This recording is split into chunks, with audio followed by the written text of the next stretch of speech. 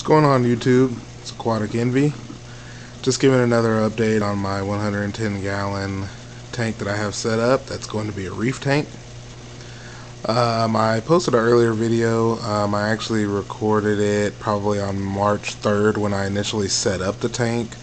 But I just posted it not too long ago, so that's why I posted these videos so close together, is because I had recorded the video but I didn't post it soon enough.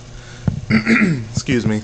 But this is an update here. I have my canopy on top with my metal halides, as well as I have two T5 actinic bulbs that pull out the blues. Just a closer look here. My tank has been cycling for approximately 23 days, so I have some heavy diatom bloom coming on here. It's really all over the sand bed. It's slowly but surely getting all over the rock. You can see some right there.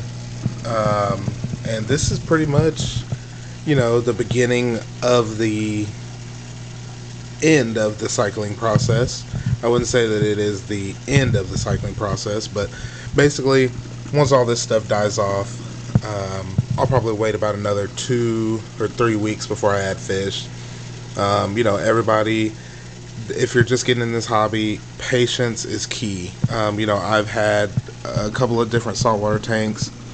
You definitely want to take your time. You don't want to rush it.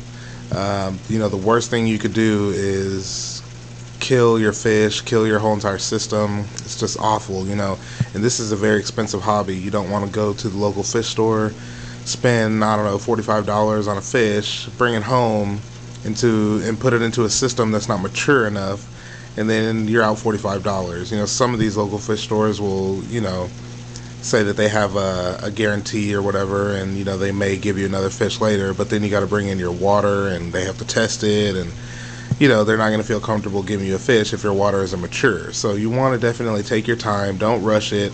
You can get the end result if you just take your time. So just to show you a couple of updates here on my sump.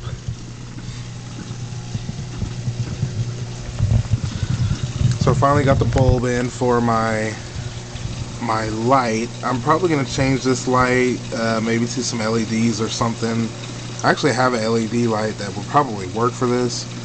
But anyways, down here in my fuge, got some live rock down here. I also have Chaetomorpha. I do have one mangrove stock growing right there. I don't know.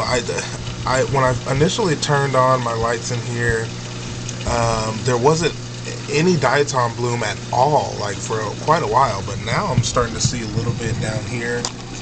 If you can see right there and right in there. I also have some pods. You can probably see them moving around right there. I don't know if it'll zoom in. Yeah, see that moving around in there. I got some copepods in there. They're moving around right there, you can see. So I've had them in here for quite some time. I actually bought them from Reefs to Go. They were having a sale going on. Buy 1,000, get 1,000 free. So I got a total of 2,000 pods. Of course, it took about roughly 2 business days for them to actually get here. So I did lose quite a few of them, but still, you can't beat that. I think I paid like maybe somewhere around 31 bucks, and that's with shipping. So you can't beat that. But anyways, a couple of things that I did change up though. If you can see my piping here, originally I just had that come down and elbow and then come right across and then drop down. What I did was I altered this where I put a 45-degree angler right there so it could come down at an angle.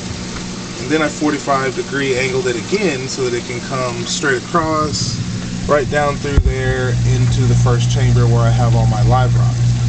Now what that is right there sticking up is actually a media bag that I have tied to this hose. Basically it's just catching any type of organic material that may be kind of thick and heavy. I just want to catch it so that it doesn't just start turning into mush right in here. Eventually I'm going to get a power head so I can circle around all this water so I don't have any detritus settle in right here. But yeah, I have that right there. Basically what it is it's sticking up so that it has a airflow so that it's not gurgling and making a whole bunch of noise. But this is about, I'd say, roughly somewhere around 40 pounds of live rock in this first chamber. So that's going to add in quite a bit of additional filtration. Then it comes into my skimmer here. This is a trigger system skimmer. And basically it'll skim and draw out all the organic material in the water. Then it'll come into my refugium, and then it goes through my bubble trap, which I've added some microfilter right here to kind of slow the bubbles down a little bit. I was getting some heavy bubbles from my skimmer when I first started the system. Not getting so many now, but then after the bubble trap, it comes through here, and then it comes right down here to my mag drive 9.5. And with this mag drive, what I did was, if you see right there, that piece of tape is kind of in the way, but that right there, that's a ball valve. Basically, what I did that for, to be honest, I really don't know, because I ended up putting a check valve right here so that it doesn't backflow into the tank. So I really don't know why I put that there. But anyways, it'll come from the check valve all the way up into this flexible tubing that I went and picked up from Lowe's.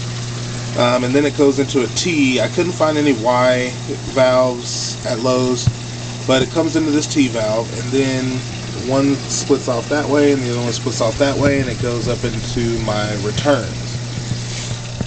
So these are my returns right up here. I have double returns. There's one right there, and then one right there, and one right there. And these power heads, these are temporary.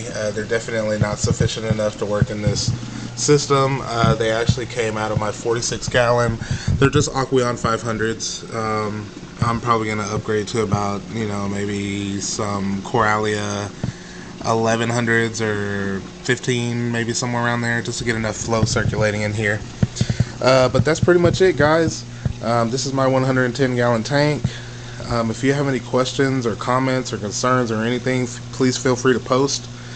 I'm definitely open to any criticism. I love this hobby, so I mean, you can leave negative comments, positive comments. I really don't care. I'm just trying to be the better reefer. So anything that can help me out, please feel free to post your comments. This is Aquatic Envy signing out.